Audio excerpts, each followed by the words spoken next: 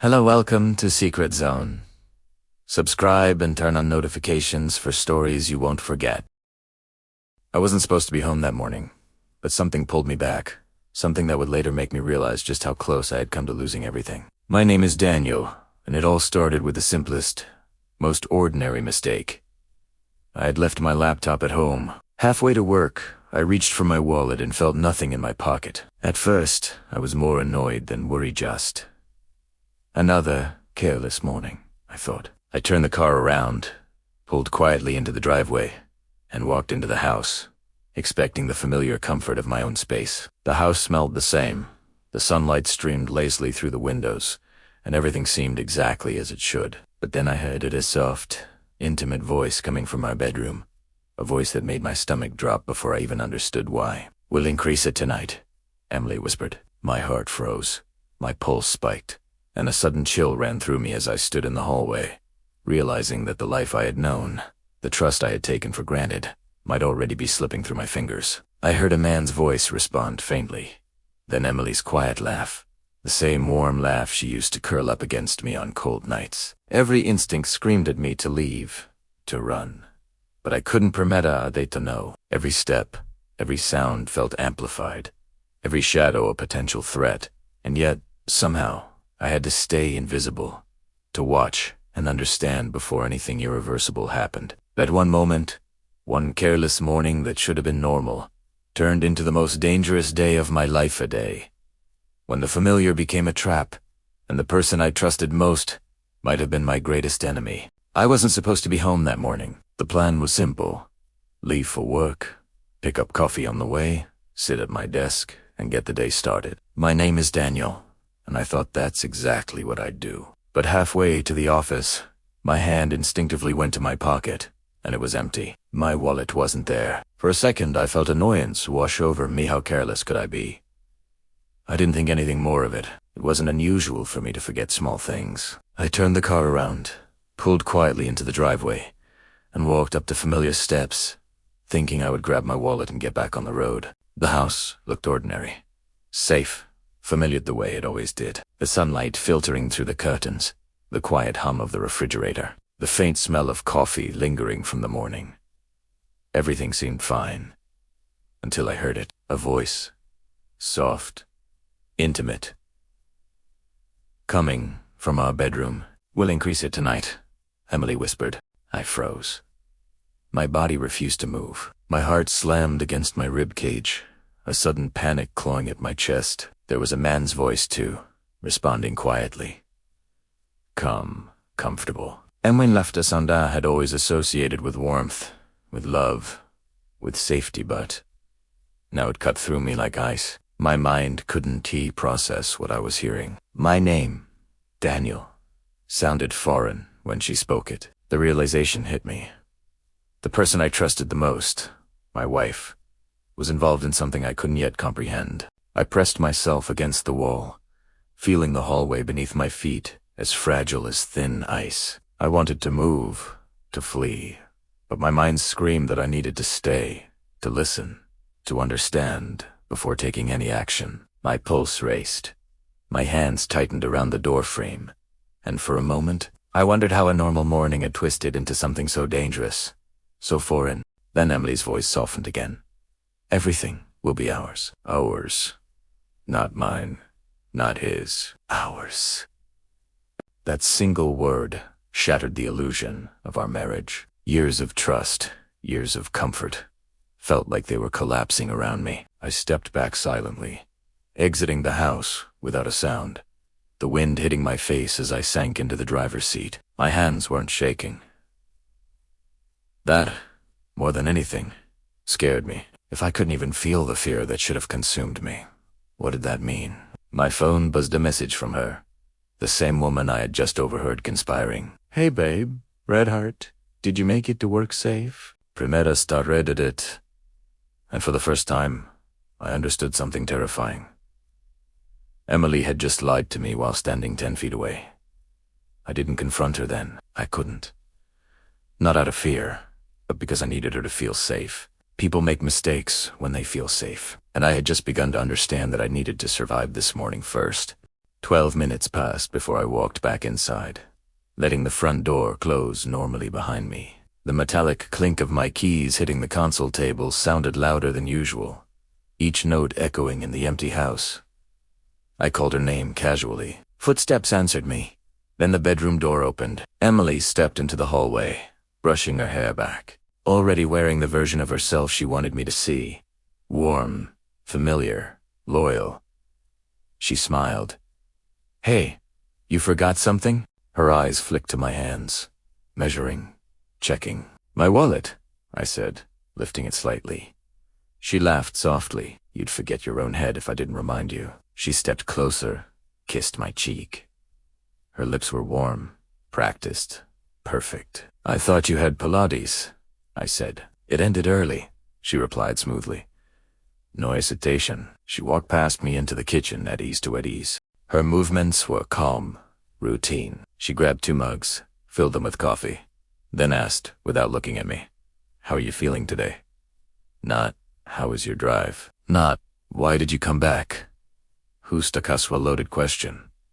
My chest tightened. That question didn't feel like concern. It felt like observation, data collection. That night, I pretended to fall asleep before her. Emily stayed beside me, scrolling on her phone, the screen's light reflecting in her eyes. Every few seconds, she glanced at me, watching, waiting. I slowed my breathing, made it heavy, predictable, believable. After 10 minutes, she reached over and gently touched my shoulder, testing me.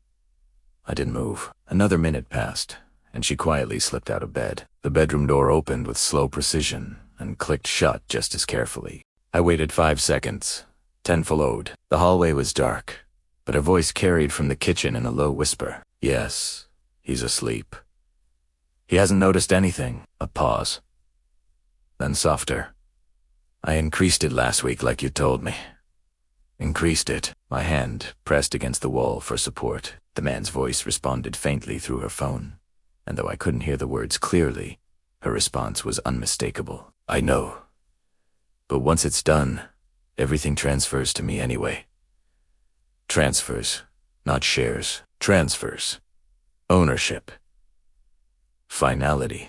I stepped backwards silently, back into the bedroom, back into the bed we shared. Minutes later, she returned and laid beside me again. Her hand rested on my chest, feeling my heartbeat, tracking it, waiting, and in that moment, I realized something that turned my blood cold. She wasn't afraid of losing me. She was preparing to replace me. Morning came as if nothing had happened. Emily stood at the kitchen counter, sunlight falling across her shoulders as she stirred a cup of coffee. She looked peaceful, ordinary, dangerous. Morning, she said softly. Her smile was effortless. I forced one back. She handed me the mug. I made yours. I took it slowly, noting the warmth of the ceramic, the familiarity of the same mug I had used for years. I watched her face carefully. No fear, no hesitation, only patience. Waiting. I raised the mug halfway and paused. Did you already have yours? She nodded casually and lifted her own cup, but I noticed something. Her coffee was lighter, creamier. Mine was darker, untouched. She was watching my hands now, not openly, but closely, measuring. I brought the mug to my lips, let it hover, then lowered it. Still hot, I said. She smiled gently. Give it a minute. Her voice was calm, controlled, confident, like she knew time was on her side. I stopped drinking anything she gave me after that. Not abruptly, that would raise suspicion, but carefully, strategically. I would tilt the mug, let her see the motion, then leave it behind when she wasn't looking, pouring it down the sink or into the soil of a plant. Emily never questioned it because she didn't think she needed to. 3 days later, I went to a private clinic across town during lunch. Paid cash, no insurance trail, no explanations. The nurse drew my blood, asked routine questions, and I gave routine answers. 2 hours later, she returned with a paper and a different expression. Mr. Calloway, she said carefully. Are you prescribed any sedatives? No, I hesitated, then saw the results. Elevated levels, consistent exposure, repeated dosing. The words blurred together. Not suspicion, not theory, proof. I returned to my car and sat staring at the steering wheel. My phone buzzed. Emily, did you drink your coffee this morning? Not how's your day? Not I love you. Just that. She wasn't worried about me. She was monitoring her progress, and for the first time, I realized she believed she was winning. That day, I hired a lawyer she trusted, Nathan Pierce. He handled our home purchase, wills, and joint accounts. I placed the toxicology report in front of him. He didn't interrupt. Do not confront her. Not yet, he said. That word yet was everything. I had to play it carefully. That night, I returned home and played my role perfectly. Slower movements, longer pauses, forgetting small things intentionally. Emily noticed. I saw it in her eyes. Relief, confirmation. At dinner, she watched me struggle slightly with my fork. You okay? She asked softly, interest in her eyes. I nodded weakly. She reached across the table, squeezed my hand, comforting, reassuring, cruel because, in her mind, it was working. She was already living in the future she wanted, the one where I wasn't there anymore. She smiled, and I smiled back, knowing she had no idea what I had done. I had begun removing her from everything. Nathan worked fast. Within 48 hours, every precaution was in place. My individual accounts secured, life insurance beneficiary changed, will rewritten, and every asset she thought she could inherit was legally, quietly, irreversibly out of her reach. At home, Emily continued her routine. Coffee every morning, soft voice, careful watching, patience. She thought she was ahead. One night, she handed me my mug and lingered longer than usual. You seem weaker lately, she said gently. I nodded. Just tired. She stepped closer, hand on my chest, feeling my heartbeat, counting, waiting.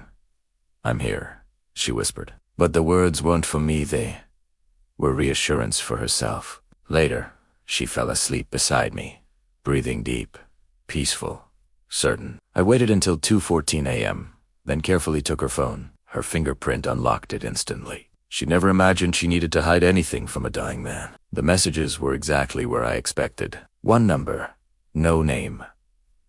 The last message chilled me to my core. He's getting worse. Soon everything will be mine. Not ours, mine. That was when I knew it was time to end this. I didn't confront her immediately. I gave her one more morning. She stood at the kitchen counter, humming softly, sunlight warming her face as she stirred my coffee. She looked peaceful, certain, as if the ending had already been written. I took the mug, held it, then set it down, untouched. I need to show you something. Primea. Sighed. Calmly. She froze, not visibly, but I saw fear in her eyes. I placed the toxicology report between us. She looked at the paper, then at me, then back again. Her lips parted slightly. No words came out. I know, I said quietly. The room went silent. Her body changed calculation, searching, realization, but there was no escape. I had already spoken to an attorney. Everything was documented. I picked up my keys and walked toward the door. She didn't follow, didn't speak, didn't move. For the first time since I had known her, she wasn't in control anymore, and I was finally free.